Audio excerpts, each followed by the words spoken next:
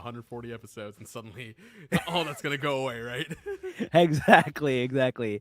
All right, and also we want to introduce you guys to Marley, back for a triple header. I think you're like the first This person who's been on 3 episodes in less than 1 month. I know it almost kind of feels like I'm a regular on Salaam Nerds. Like I thanks know. for having me, but You know what I that could talk means? Wait, you know what that means? Your family.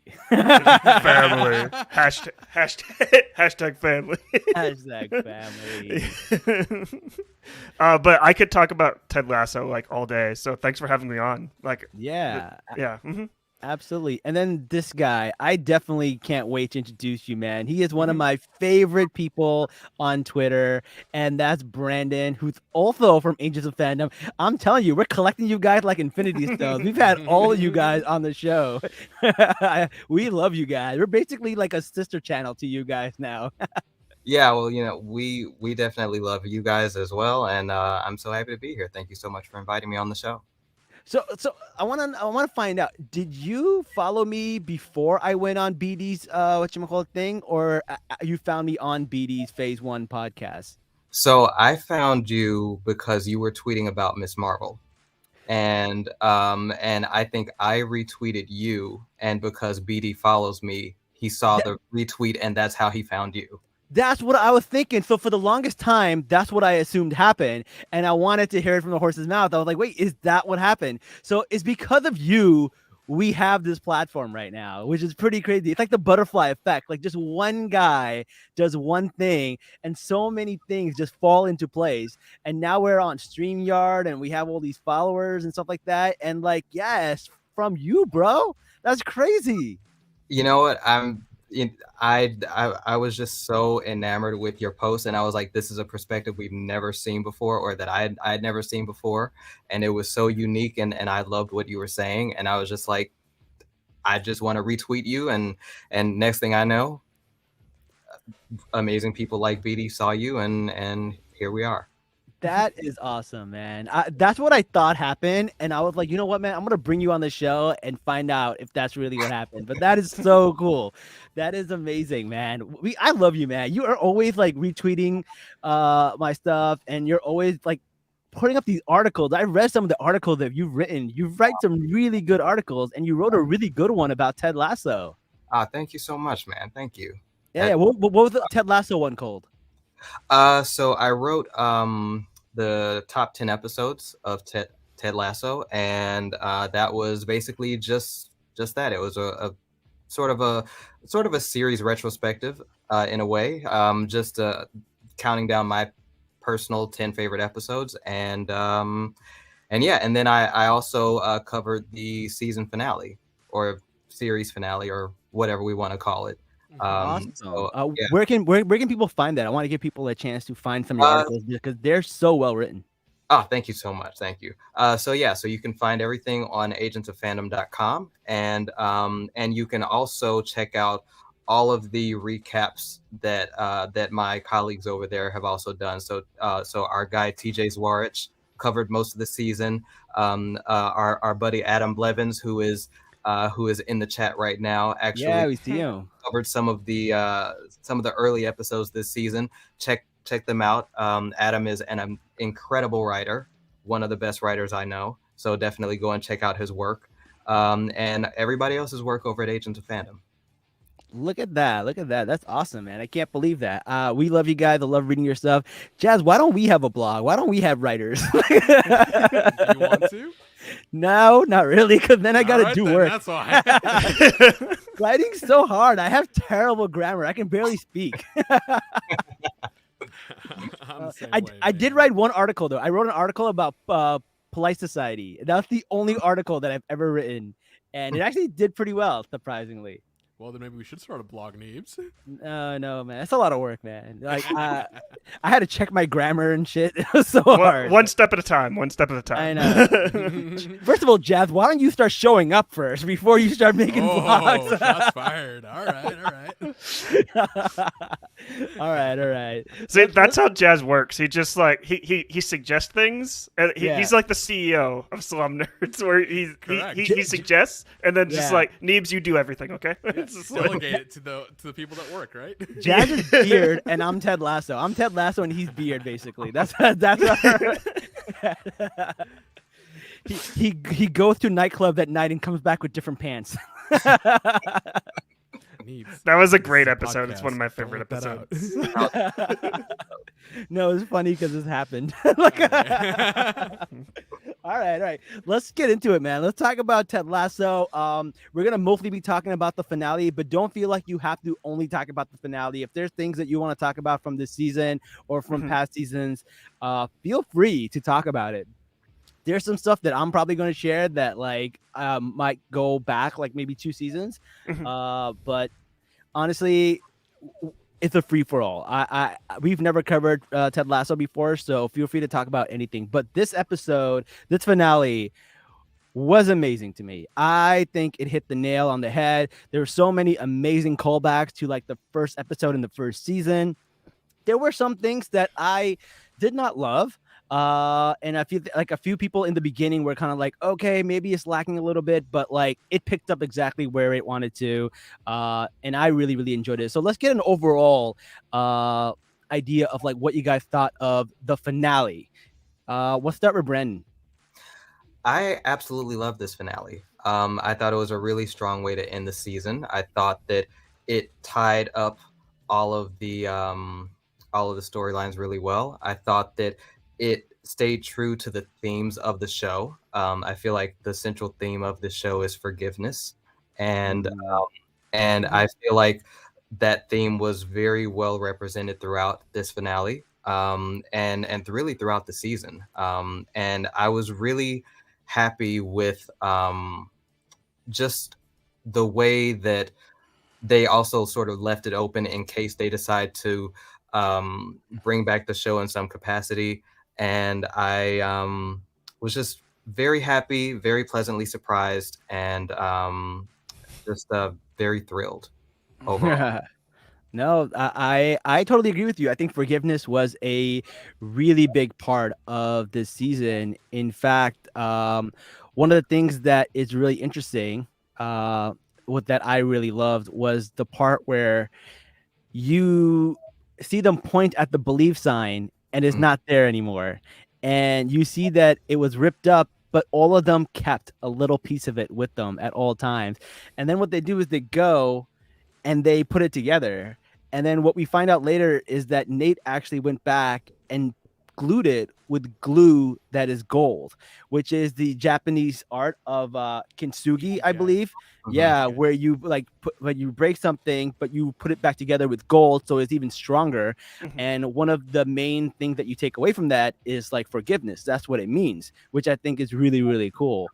So yeah, great points. Marley, what about you? What did you think of this season? I thought this finale was actually really strong, even though this entire season has been kind of like there were some missteps like here and there, like all the stuff that was going on with Nate about him kind of just leaving, like West Ham United just like randomly, like I think it was like the start of episode 7, like he literally just leaves, like the show doesn't like address that at all. But I totally agree with Brandon and Unibs that there were so many callbacks like in the finale to like even season 1 that I totally appreciated. And I've watched like a lot of Jason Sudeikis kind of like reactions to like this finale, and he always said that like the show was planned for like 3 seasons, and I think when he says stuff like that, he's meaning like I think like the show kind of like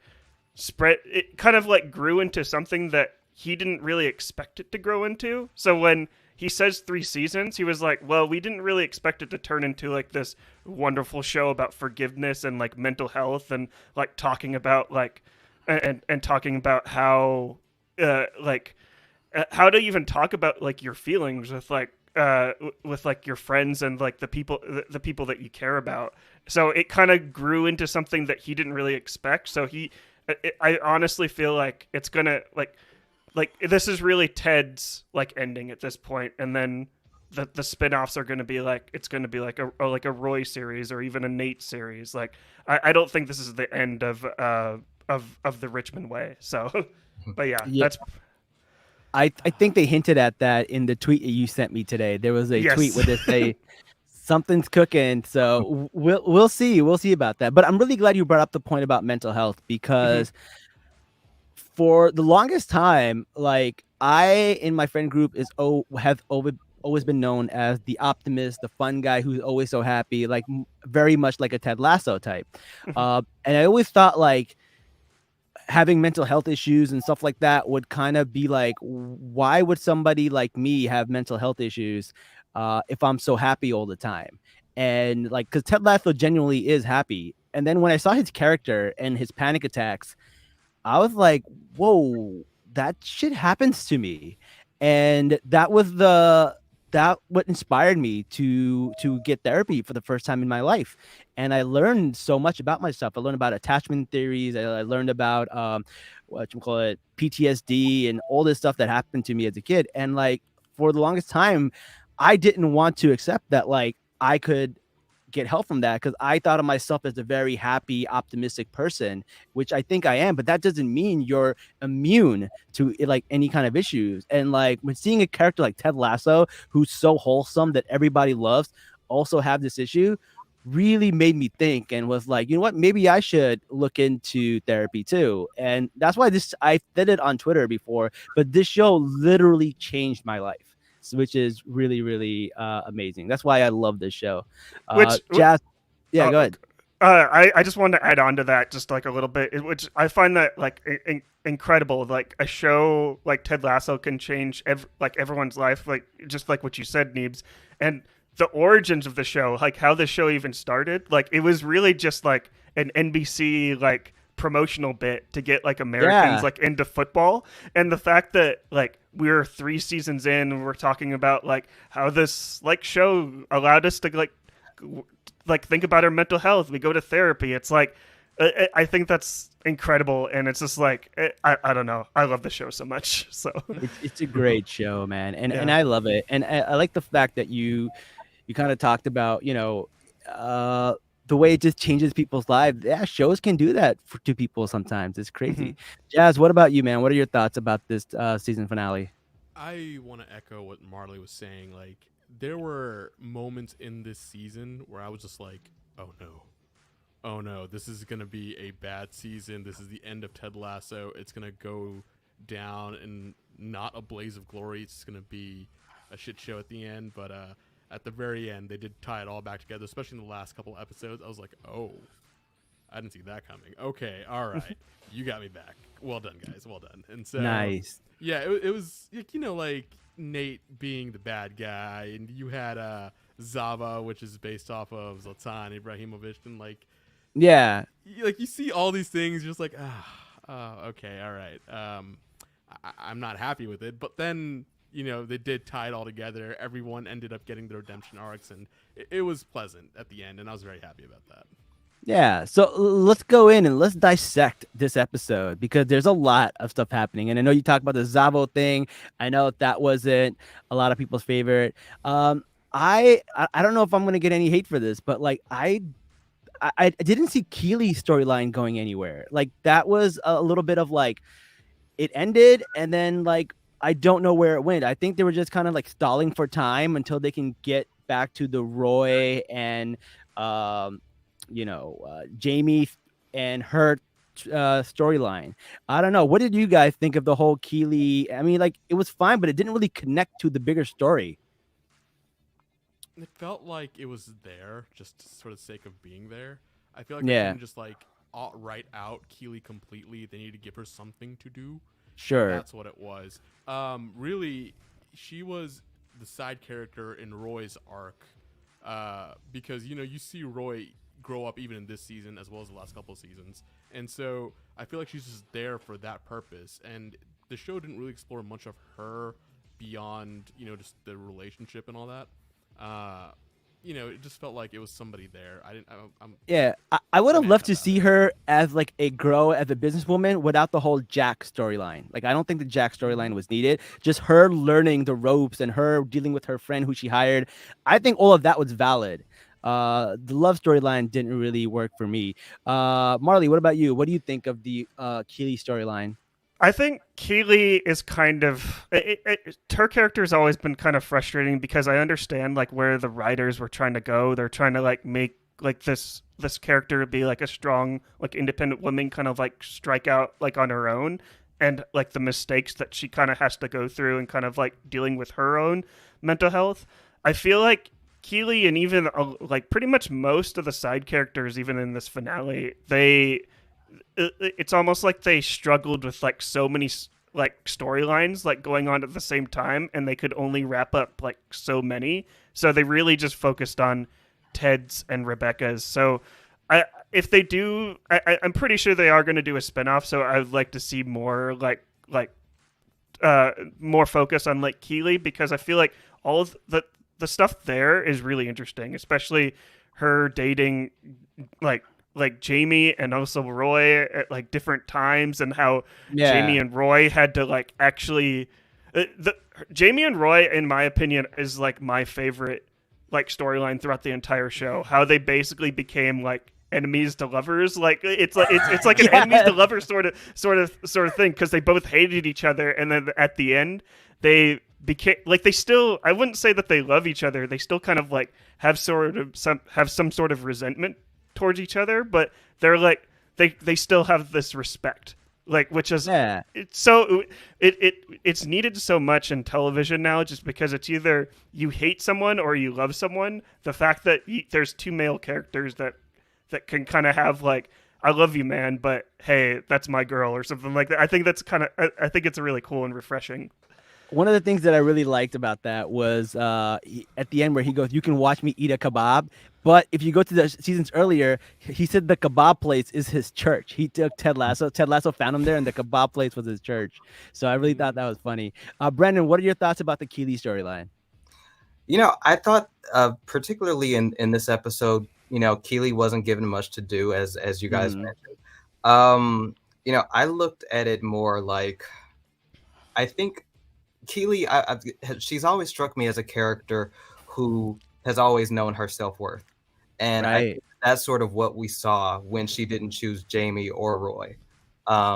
Because I think that she's in a place now where she's sort of outgrown both of these guys, and both of these guys are still like fighting over her. And they, you know, I almost felt like both of those guys kind of regressed a little bit, because they were kind of back to sort of fighting over her rather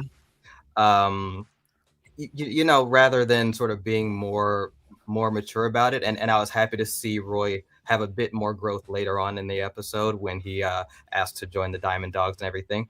But the Diamond Dogs at the very end, that was actually very I love that. That was so good. Yeah, man, I love Keely. I love Keely's character, but it does feel like maybe they were sort of holding back a little bit because they know what they want to do with her, maybe later on in a spinoff, perhaps. But I love the idea of a women's team, which they were hinting at. That would be amazing. I love that. I would be seated so fast for that show. Exactly. I guess that makes sense, as you mentioned that it's for a different show, because like it felt like her storyline was reset like to baseline from what we've seen. Like she didn't she grew, then she came right back down. And I think you're probably right that if they are going to put in another show, they want a baseline so they can redo the growth again and see how that goes. That makes sense. What did you guys think about the fake out of Rebecca and Ted in the beginning of the episode? I was, for a second, they had me for a second, but I was like, no, they couldn't.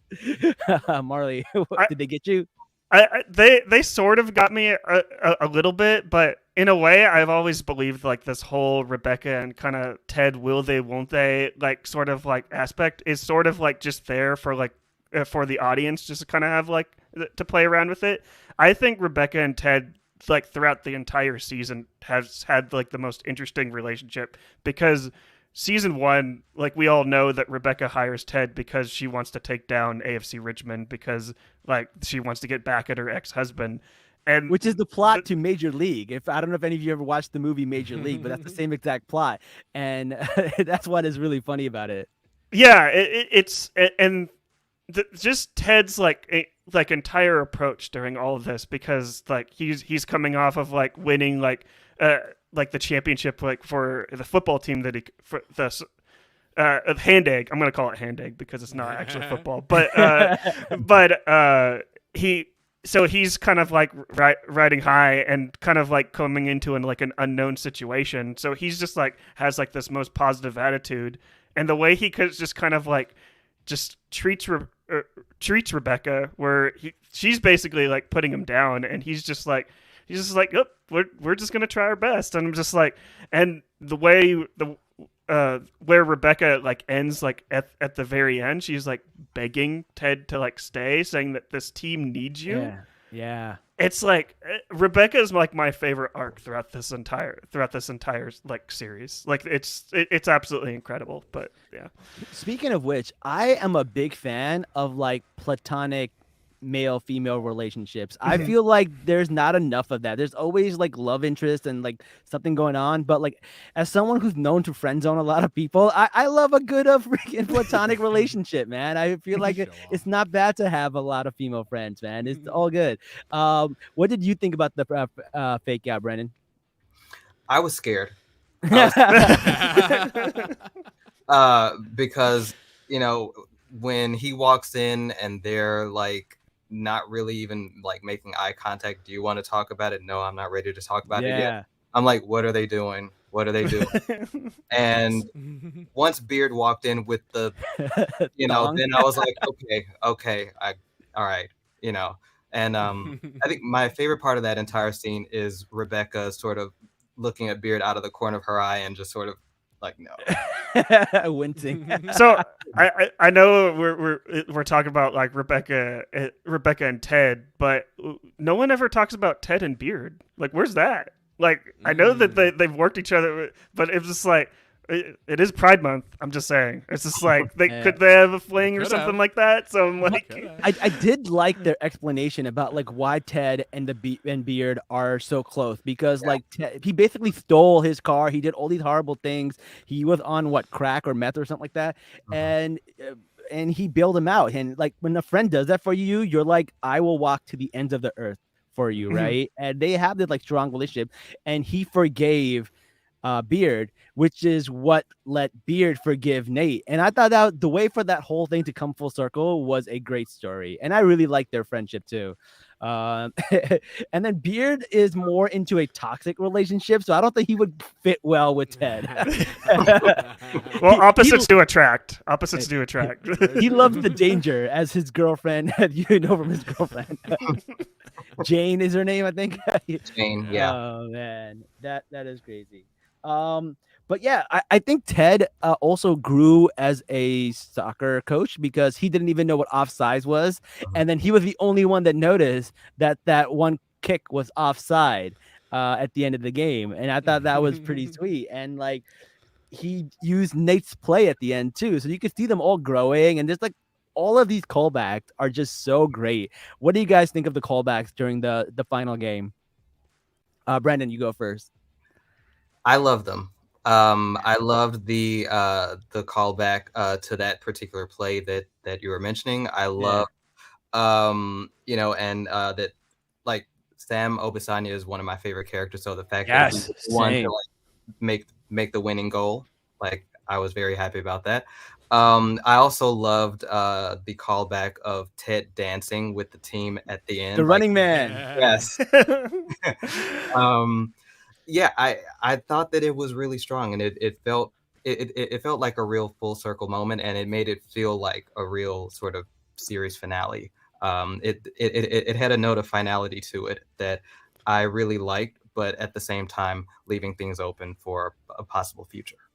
Yeah, especially when you see them come out with the new jackets, you're like, new jacket. Seems like they're trying to do a new thing right here. Were you gonna say, Marley? I'd never thought I would cry at a white man doing Running Man. But that scene, like it brought me to tears so much. But I would love to see, since we're talking about spinoffs constantly, that's one that I would like to see as a prequel of seeing Ted kind of like teaching like the original team, because one of my favorite things like about like Ted Lasso is like, yeah, Ted wasn't really the greatest at coaching like football. He didn't know a lot about football, but what it like coaching, like it's important to know a lot about the sport, but it's also important to teach these men and turn them into better people than when they walk onto the pitch. And the fact that Ted Lasso stressed that like so many times throughout this series was it warmed my heart, just because it's like it's not always about like what happens like on the pitch. It's what happens like outside. So yeah. All right, And we see the exact let's contrast take a of, moment to talk about oh, go ahead, Jazz. Yeah, we saw the exact contrast with what's his face from the other team, like when they just had the scandal and everything, the off-field, antics happening. Rupert was like all angry, pissed throughout the entire thing, and by the end of it, even his fans are calling him a wanker, and I'm like, you got exactly what you deserved. And so you see the difference between what a wholesome group it feels like and what Rupert's group feels like. And so I'm glad they showed that dichotomy at the very end as well. So good. I wanted to take a second to read the comments, aka Brendan's fan club right here. Let's read some of their comments. Let's see what we got here. I want to make sure. We got a lot of comments. Hold on. Let Brandon cook. That's my favorite one. Let Brandon cook. I like that. I seen someone asking about if Ted Lasso is like a Succession, and I think that I haven't seen Succession, but I think that they're totally different. Like they're going for totally different things from what I've seen from the outside of the Succession. Like Ted Lasso is like more positive, and Succession is kind of like, from what I've seen like on Twitter, like no spoilers, but there's a lot of like heartbreak like in this. Like there's heartbreak in Ted Lasso, but it's more of like a more uplifting heartbreak as opposed to like just Through it. Yeah. No, I totally agree. Ted Lasso Succession. There it is. Here's the comments. Of course, it's Carlos. No, that's good. It's good. Everyone likes the enemies to lovers idea. And then throuple. Let's just do it. Ryan said they almost had me in the second half as well during the airport scene. Oh yeah, that is true. That is true. That was so close. Yeah. But I mean, at that point, I was just like, there's no way at this point. There's no way. They're not going to do it now. This is so good. Like, they're not going to screw this up. Yeah, exactly. Yeah, Ted dancing was on The Good Place. Oh, I didn't know it was on The Good Place. That's pretty crazy. Oh, That's maybe Ted. Is that a joke? Yeah, so Like it's Ted Danson. Yeah, Ted Danson. Yeah. Yeah. It's clever. Oh, Ted Danson. Oh, that's so funny. I didn't even get that. There it is. I was like, Oh my god. Wait for it. It took me a second. It took me a second. All right, cool. All right, and the other thing that I wanted to talk about was the psychic, and all the stuff that she talked about, and and how the predictions came true. Jazz, what are your thoughts about all the predictions coming true? Yeah, I thought that was pretty interesting. So, Rebecca becomes Rebecca becomes a mom, and in two ways. One, she's the matriarch of the football team, which is a word she didn't like. But she also meets the Flying Dutchman, who is an airplane man a pilot from like Amsterdam, which I thought was pretty funny. So I like how that all came together. Brendan, what are your thoughts on Rebecca's future? I really liked it because I was a big fan of the Amsterdam episode where she spent the entire night on the houseboat with the guy who we don't even know his name, I don't think, do we? No, I just call him the Flying Dutchman because he flies planes and he's Dutch. Well, yeah, I was a big fan of that storyline, and I think it really showed Rebecca what she deserves. And I think that I was fully expecting him to show up in the episode somewhere at some point, but once we started getting toward like the last 5 minutes, I was like, okay, maybe he's not going to show up. Maybe her storyline isn't going to wrap up the way I think. And then when the little girl trips outside and then her father steps into frame and it's him, I was very happy about that. I thought that it was a cool way to sort of give her that future that's been hinted at over the course of, I think, the past like season and a half now, with all of the predictions from the psychic. Yeah. Yeah. The only thing that I didn't quite get is why Sam's matchbooks, why that was a part of the psychic's predictions. But overall, I feel like they wrapped that up pretty nicely. I'm sure there's probably a reason that we probably miss. I like how everyone's saying we ship. Technically, we don't ship, we plane because he's a pilot. No, I'm just kidding. That's a bad joke. Please ignore that. I'm gonna help for that one. All right. You know who I hated. There's one character out of everyone that I hated more than Rupert, more than everybody, is that goddamn Dr. Jacobs who stole Ted's girl. What an ass. How are you going to be a marriage counselor and steal the man's girl? Bro. And just like Marley, go ahead. You know what? You go ahead. No, go ahead. Go ahead, Jazz. Yeah, so I was going to get into it. Like, that should never be allowed. If you are in couples therapy, or like you're the, physician or doctor in charge of this, like under no circumstance should you ever date a client. Like that is so unethical. And like, oh my God, he was just so bad. I was not happy with any of that. It's not even stealing a client. It's stealing. You're dating a client was married to like another client of yours. Come on, that's crazy. Like, it's so bad. Yeah, Ted's a better man than me because I would fly down there and I'd be fighting people. Brandon, what are your thoughts about Dr. Jacobs? I don't like him. Great. No. I love it. Simple. And I mean, like all of the moments where we're seeing Michelle and their son watch the game, and Dr. Jake is there, and he's sort of, I don't know, making these sort of passive aggressive comments about the game and not even paying attention. Like most of the time, he's like looking at his phone, like it really annoyed me that that's what he was doing. And then of course all of the ethical issues with him dating Michelle after she was his client and with Ted, and I didn't like that. Lose his license, like that's just not acceptable. Yeah.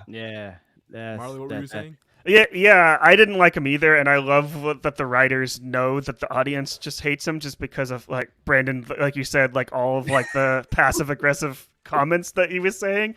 Yeah. But I'm going to take the Ted approach because Ted will always be like, he's not about revenge. He's not about taking revenge. He's just like, you know what? He's going to get what's coming for him. I'm going to come back. I'm going to see my son. I'm going to coach him in soccer. And then, you know what?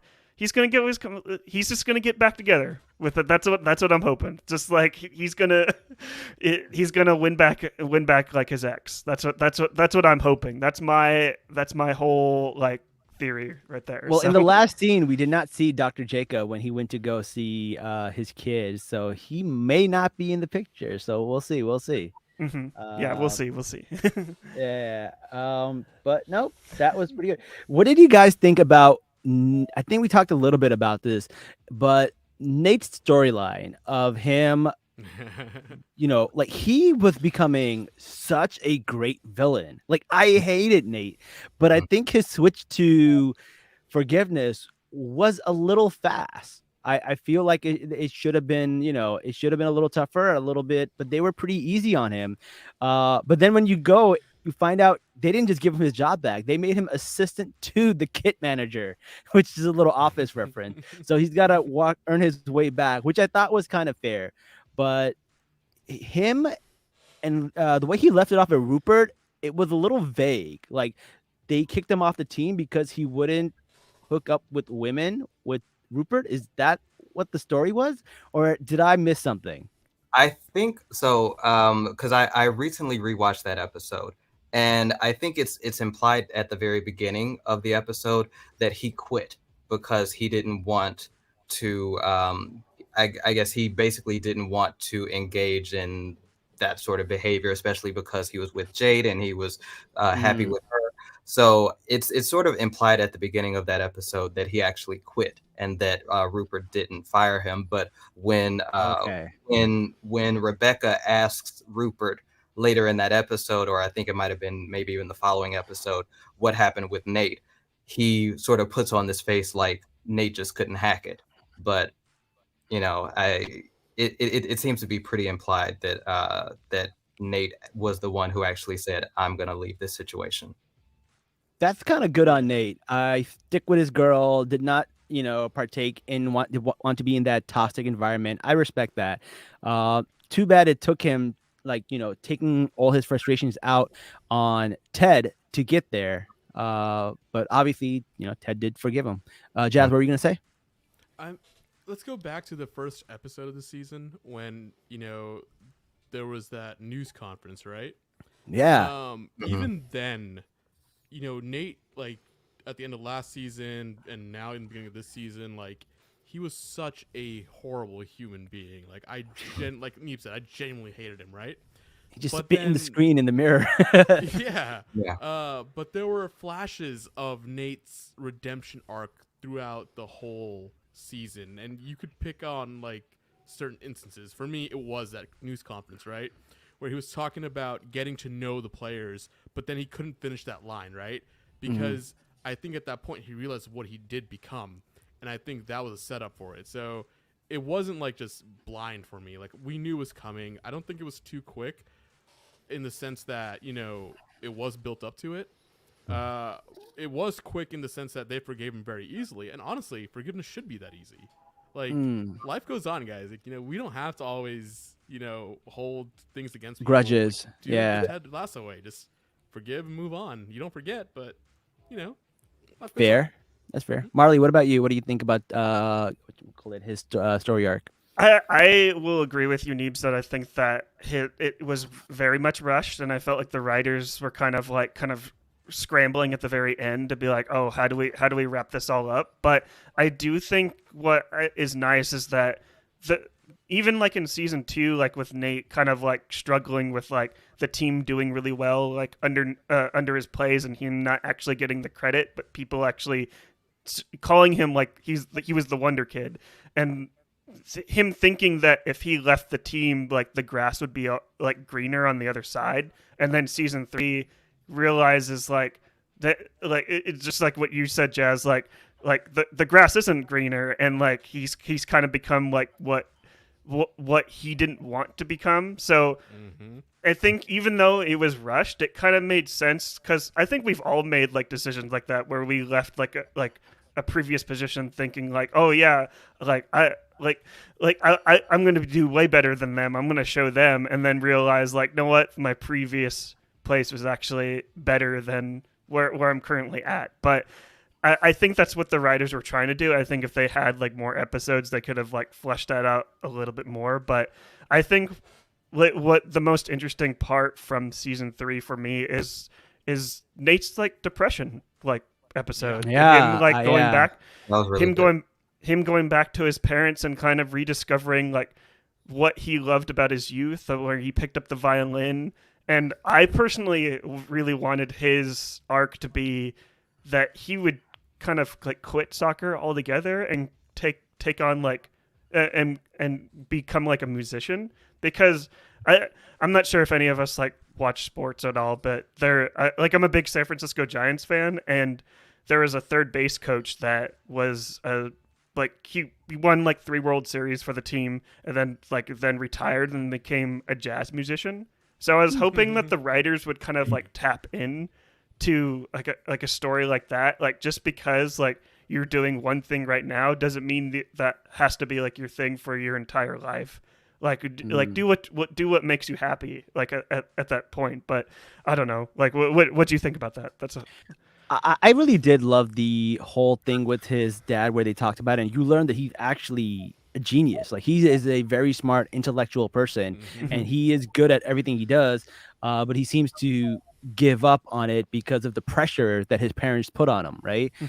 Which is probably why he got a job at the Kitman. Is a very low pressure job, even though he was smart enough to come up with plays and stuff like that, right? So it kind of gave us a more idea of like how his character came to be, and I feel like they did a great job with that. I did like his character development in terms of like who he is and what kind of stuff that he suffered from and how his depression came. I just think they did the whole leaving the team, coming back to the team part a little quick. But I did love the fact that the team came up to him and they were like, yeah, we're ready to forgive you, Ted. And it wasn't even Ted's idea, you know? And he's also writing Ted this letter, which the actor actually tweeted, and he shared the letter, which I thought was really, really cool. And it's a pretty like heartfelt letter, and I really, really like it. But I like that he came back as the Kitman. I think Emma's saying the same thing in the comments. It was like he didn't come back everything forgiven, but it's kind of like, okay, let's start from scratch, and I dig that. And I actually had a thought on Nate's entire arc, because I've seen a lot of discourse online about his arc and whether it makes sense, and a lot of people were like, where is his arc even going? And the way that I sort of, because I was sort of in that boat, but then I thought about times in my own life where maybe someone has maybe done something that hurts you or something, and instead of it sort of following a linear path, they sort of bumble and fumble their way through the entire situation, and it's like they almost don't know how to make things right. And so they're sort of all over the place. And I feel like that's sort of what Nate's arc was. And I almost feel like Nate's arc wasn't even about Nate. I feel like it was more about Ted, and more about Ted's capacity to forgive him, rather than Nate doing anything to earn Ted's forgiveness. So it sort of almost made me feel like, in a way, that Nate's arc felt very realistic in a way, because people, because sort of getting to forgiveness is rarely perfect, and it's never, it doesn't make for necessarily the most amazing narrative arc, but it feels very realistic, and it feels like people we know when they screw up, but they don't know exactly how to get back to back in your good graces. So that's sort of how I looked at his arc this season. I really do agree with your thing about how it's really reflective of Ted's forgiveness, because honestly, like, there are times in my life I'd be like, what would Ted Lasso do, right? Like, you got to think about it. And I feel like a lot of that time he would forgive in a lot of situations, and I'm down for that. But another arc that I want to talk about is Jamie arc. I thought his arc was really great. When he first started the team, he had Icon written on his head, and he thought he was like the biggest shit, and he thought he was going to, and you can tell like he just changed. Like when they had I think when they went around and they had the box where they were putting money in, he put gum in there, and then this time around he put like extra money in there and told Nate, don't tell anybody, right? So he's really grown as a person. And then he's like putting in 2-a-days where basically he's working out with the team, then he's working out with Roy, haven't had beer in like a month, right? So he's really like upped his game, but he's also like been disciplined, and he's becoming a more like good person in general. So I really liked seeing his arc. Marley, what are your thoughts about Jamie?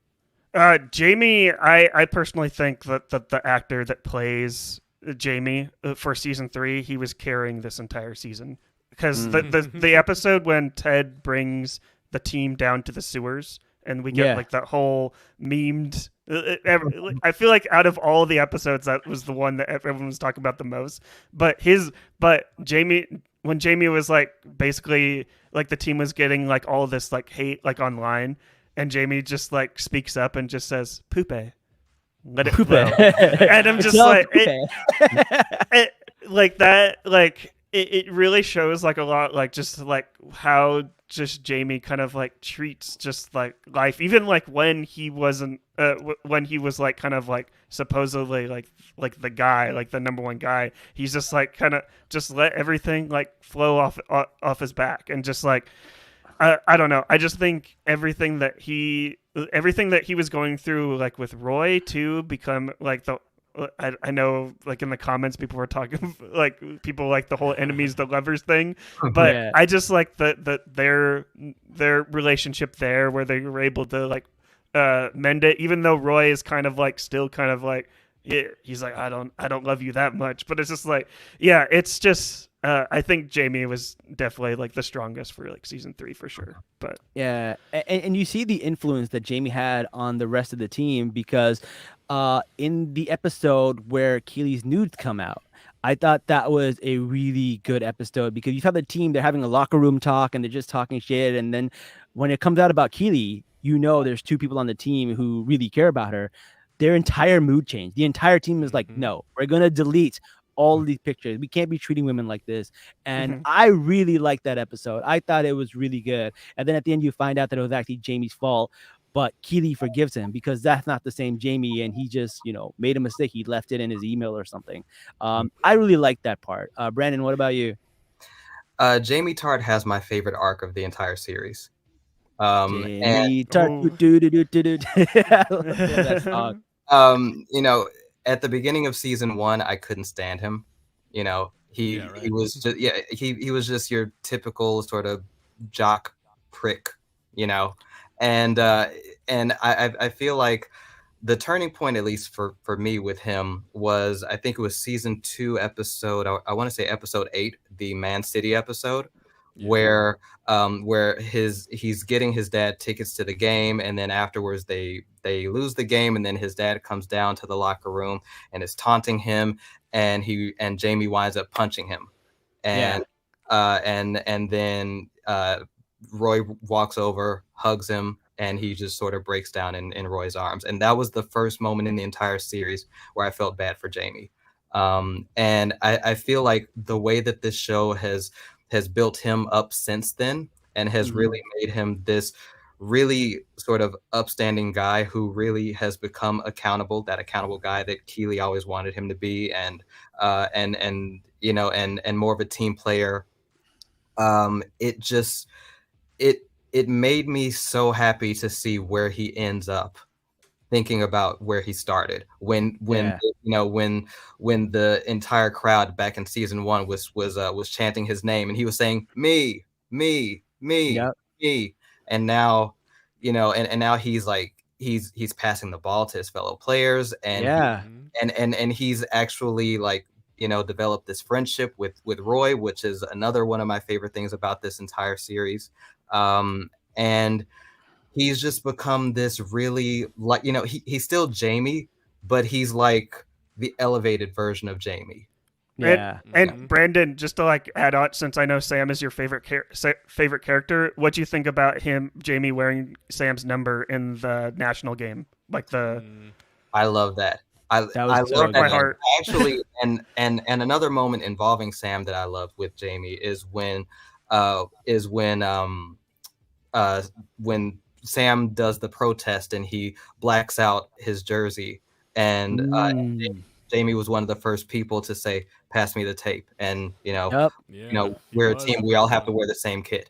And so just seeing Jamie's growth throughout all of this has been such a joy. And I agree. Phil Dunster did such a wonderful job playing him. And the fact that he hasn't been nominated for an Emmy yet, I don't think, or I don't know. It's going to be this year. He better be this year. Yeah, he has to be nominated. Yeah. I totally agree. I couldn't. Jav, did you have any comments about Jamie? Oh no, I was gonna go back to our comments where. We were gonna make the couple names. So I came with Romy, and eventually that led to Bromies. And we came up with Joy. It's like, these are so cute. They really should be a couple. That's so funny. I saw a comment here that said Jamie was his favorite storyline. Hate that he ended up with Cersei and Brienne.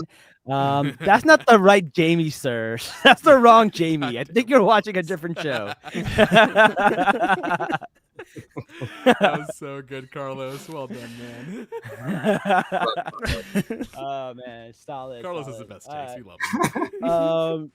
the other person who so we talked about how Sam got Jamie was wearing his number, but we also get to see that Sam actually finally got to play for the Nigerian league at the end, which you know how much it meant to him. I was so happy to see that. You don't understand how happy that made me, because you know that's what he wanted more than anything, and that was amazing. I was really glad to see that.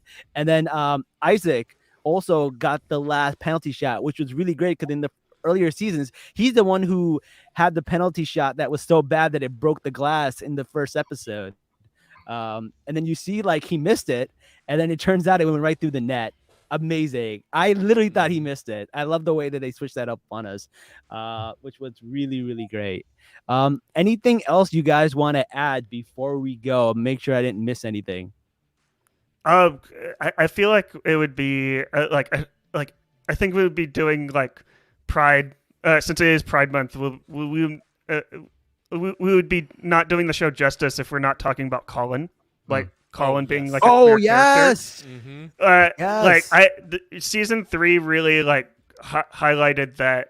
I think that they hired a lot of queer and female writers like on the show. The fact that like, because when it revealed that Colin was actually like gay, and like that was at the point of the season where I was like, I don't know about the show. It's like, it's kind of like, I'm not really feeling the show anymore. And then when they revealed that, I was like, whoa, this is interesting. Just because I love that Ted Lasso was able to like kind of like dive into that, because like it or not, like there are a lot of like LGBT like athletes out there, and the fact that like Ted Lasso like dived into that and talked about like what they actually go through, I thought was actually really refreshing and nice. But yeah, and I'm glad at the end it was really great. And Trent got a part of it too.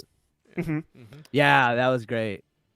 That was really, and he says that in one of the episodes too. Like that's all he ever wanted to do, was be able to do that in public, and he got a chance to do that. And what I was saying something. Trent got to be a big part of that too. He turned out to be also gay, and I thought that was interesting, because it was like, oh, cool. So now he's, someone who can like mentor him or whatever and give him advice, which I thought was really good. And if not a straight person giving him advice. I was a little curious about where they were going with Isaac and him, because Isaac was coming off like a little weird. I was like, whoa, please don't make Isaac homophobic. I thought like that's where they were going. And then they turned out to be like bros, and they played video games at the end, and it ended up being happy. And I was glad to see that. So yeah, definitely thanks for bringing that up. Yeah. What else do we got? Anything else? God, we got this season, but I think we covered it all. Yeah. I did. Well, I did want to just bring up like one of my favorite quotes from this season finale was from Higgins, where he said, and I actually wrote it down because I took notes because I'm a nerd like that. Oh, dude, I took notes too. That's why I'm always looking this way. During the Diamond Dogs meeting, Higgins said, people are never going to be perfect, Roy. The best we can do is to keep asking for help and accepting it when you can, and if you keep on doing that, you will always be moving towards better. And I feel like that's such a great representation of what this show is about. Oh, that is so great, man. Brandon, we're so glad you came on this episode, man. It was a pleasure having you. This can't be the last time. We got to have you back on. Before we go, tell people where they can find you. So you can find my work over at agentsoffandom.com. If you want to follow me personally, you can follow me at indigo_15. And if you want to follow Agents of Fandom on Twitter, you can find us at Agents Fandom, I believe. We're something different on just about every platform. Yeah. Yeah. Awesome. Thank you so much. And Marley, where can people find you? People could follow me anywhere with the username at Marley Loves Film. I'm talking about film like constantly on TikTok, Instagram, Twitter, Letterboxd, YouTube. I'm starting to get on YouTube, so just hit almost close to 60 subscribers on YouTube, and then I also host a podcast. Yeah, I host a podcast called The Real Lovers Podcast, where I watch. I'm watching all of the movies in the Letterboxd top 250, and I just posted our Solaris review. So yeah. Nice. Guys, go follow Marley. Get him up to 69. Haha, nice. Giggity. Subscribe 58. Here we go. Subscribe 58 right. now, man. Thank you. Well- Thank you. Well, thank you everybody in the comments. Emma, TJ, Aisha, Carlos, everybody that was in the comments. Really, really appreciate you guys. And until next time, guys. Yeah, Salaam. Ruby, Adam, everybody. Thank you for Wait. being here. No. I'm gonna switch it up this time. Salaam, farewell, Awidas, and goodbye. I love that. I love that. That was Bye.